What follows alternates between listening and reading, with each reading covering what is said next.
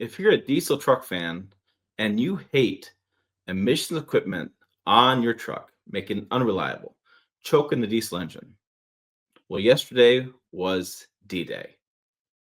It was supposed to be. I thought it was supposed to be. Other channels YouTube thought it was supposed to be. Lee Zeldin took the stage in Indiana at a press conference at an auto dealership and declared EPA was going to look at rolling back to 2009 endangerment finding and rolling back greenhouse gas emission standards and making big changes.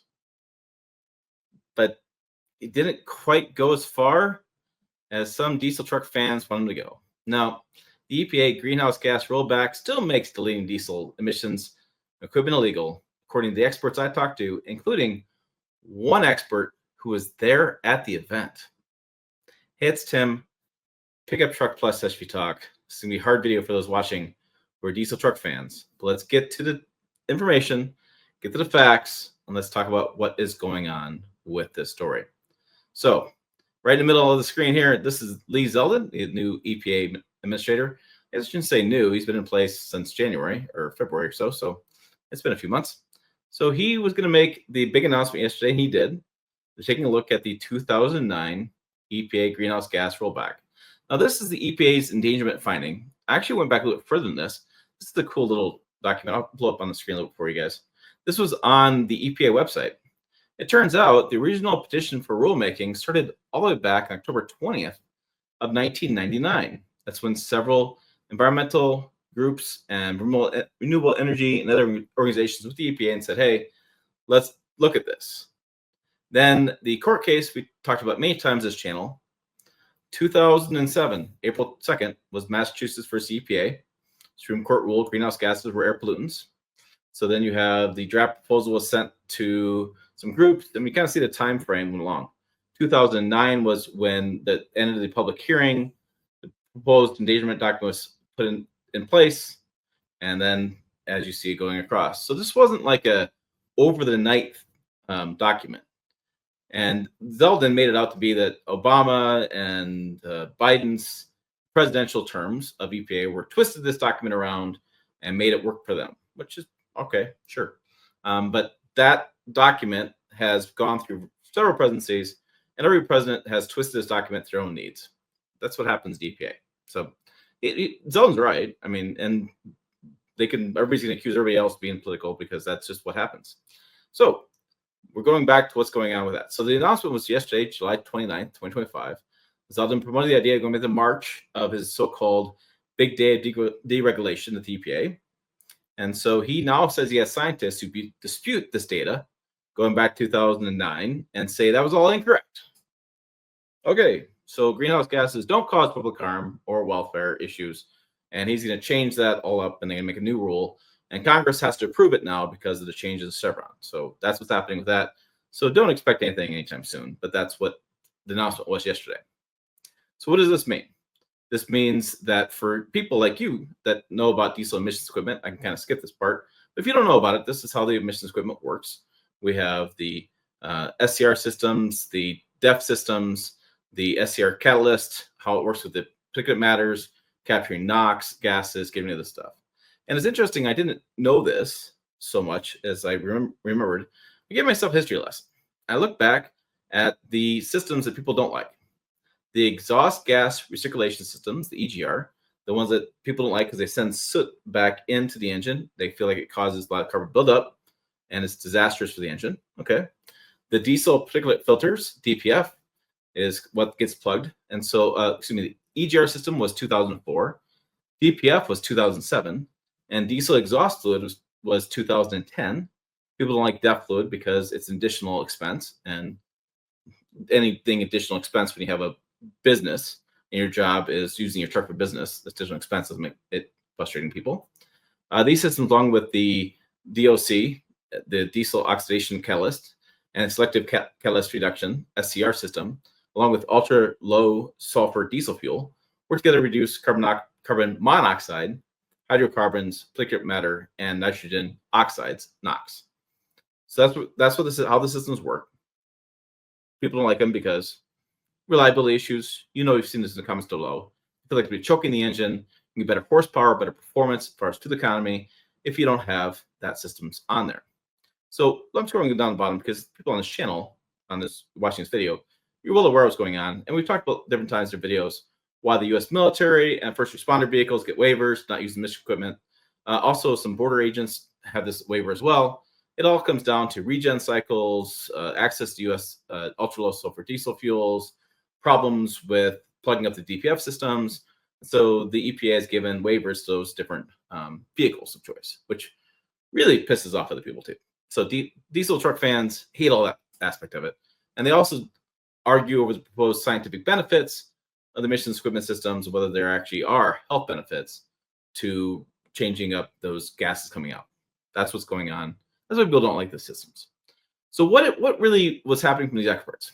So Zeldin has this new rule. So reached out to the Specialty Equipment Manufacturers Association, SEMA. They are the largest advocate for aftermarket companies. Companies make diesel exhaust diesel tunes for engines, and diesel companies, aftermarket stuff. So they are a huge advocate for those aftermarket companies. So they put out a statement right after this went live yesterday. I was trying to read it. I was playing golf. It's a my golf game. Very disappointed with that. But they said the EPA's proposed rule will directly impact federal new car requirements and does not impact existing emission laws established by the Clean Air Act. The Clean Air Act, by the way, is a law that Congress signed into law back then. And the greenhouse gas emissions is part of that law as well. And the diesel exhaust or diesel emissions equipment is part of that law. So they're saying this change does not impact existing emissions laws established by the Clean Air Act. Then they added, SEMA will review the proposed rule to identify any potential additional impacts to the automotive aftermarket companies, even as this rule is not expected to impact Clean Air Act requirements related to the maintenance of emission controls after a vehicle has been purchased. So that makes you think about deleting stuff. But then I reached out. I said, you guys got anything more to add to this? They said, yeah, we do. They said, based on our discussions with the EPA, we expect this proposed rule to be specific to new vehicle requirements with little specific impact to the aftermarket products that our members manufacture and sell. It's not a policy that would rescind any ban on diesel defeat devices, for example. In that case, the law is still 100% still the law. So it's not going to rescind any ban on deleting your diesels here in the United States, according to SEMA. So you're saying, well, SEMA's wrong. Okay, fine. I got another one for you. So the Engine Technology Forum, this is a long time and leading advocate for advanced engine technology, including diesel engines, providing these comments. He said, regardless of what happens, proposal from a legal challenge basis down the road, this action announced yesterday would not impact existing criteria emissions laws for lead, ozone, particulates, nitrogen oxide, carbon dioxide, sulfur dioxides. EPA's authority and duty to regulate these pollutants is well established in the Clean Air Act, which means it would not impact emission standards designed to reduce those emissions, nor the technology we have today deployed to reduce those emissions, i.e., particular traps and SCR systems. He went on to say, finally, nothing in yesterday's announcement makes tampering with emission controls, removal, defeat devices, tuners, etc., legal. Okay, so I got two people saying that. But then I went even further. So in the press release the EPA put out, EPA.gov has a press release that paved the way. What Zeldin said was the removal of the greenhouse gas rules is really targeting the EV mandates. He's not talking all about diesels in this. And interestingly enough, he had a guy there who was the American Trucking Association president and CEO. The American Trucking Association is an advocacy group for over-the-road truckers. These guys deal with emissions equipment all the time. Over-the-road trucks have it. Crazy. Big time in these trucks. They deal with it crazy all the time. So these guys have this stuff. And I said he further dashed hope to eliminating diesel emissions when he said the trucking industry supports cleaner, more efficient technologies, but we need policies rooted in real-world conditions. We thank the Trump administration returning us to a path of common sense. So we keep delivering for American people as we continue to reduce our environmental impact.